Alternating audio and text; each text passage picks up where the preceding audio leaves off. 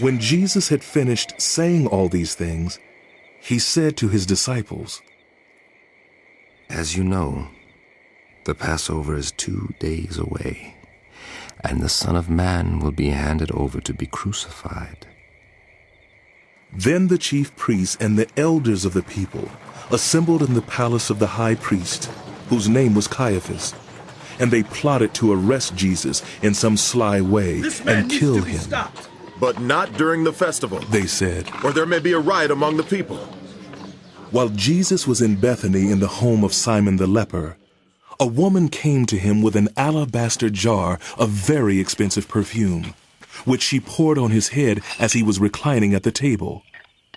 When the disciples saw this, they were indignant. "Why this waste? This perfume could have been sold at a high price and the money given to the poor." Aware of this, Jesus said to them, Why are you bothering this woman? She has done a beautiful thing to me. The poor you will always have with you, but you will not always have me. When she poured this perfume on my body, she did it to prepare me for burial. Truly I tell you, wherever this gospel is preached throughout the world, what she has done will also be told in memory of her. Then one of the 12, the one called Judas Iscariot, went to the chief priests and asked, "What are you willing to give me if I deliver him over to you?" So they counted out for him 30 pieces of silver. From then on, Judas watched for an opportunity to hand him over. On the first day of the festival of unleavened bread, the disciples came to Jesus and asked, "Where do you want us to make preparations for you to eat the Passover?" He replied, "Go into the city to a certain man and tell him, 'The teacher says, my appointed time is near. I'm going to celebrate the Passover with my disciples at your house.'" So the disciples did as Jesus had directed them and prepared the Passover. When evening came, Jesus was reclining at the table with the 12, and while they were eating, he said, "Truly I tell you, one of you will betray me." They were very sad and began to say to him one after the other, "Surely not I, Lord." Jesus replied, "The one who has dipped his hand into the bowl with me will betray me. The Son of Man will go just as it is written about him. But woe to that man who betrays the Son of Man.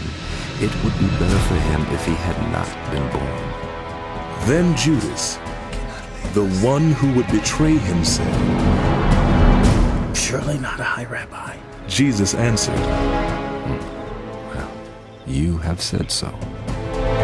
While they were eating, Jesus took bread, and when he had given thanks, he broke it and gave it to his disciples, saying, "Take and eat.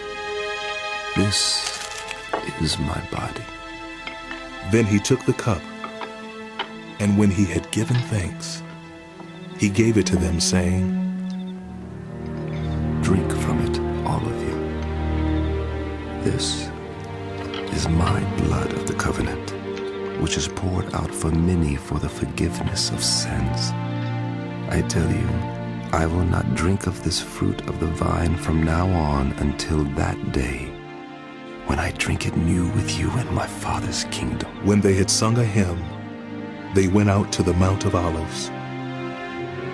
Then Jesus told them, "This very night you will all fall away on account of me, for it is written, I will strike the shepherd, and the sheep of the flock will be scattered. But after I have risen, I will go ahead of you into Galilee." Peter replied, "Even if all fall away on account of you, I never will." Jesus answered, "Truly I tell you, this very night, before the rooster crows, you will disown me 3 times. But Peter declared, "Even if I have to die with you, I will never disown you." And all the other disciples said the same. Never, Master. Then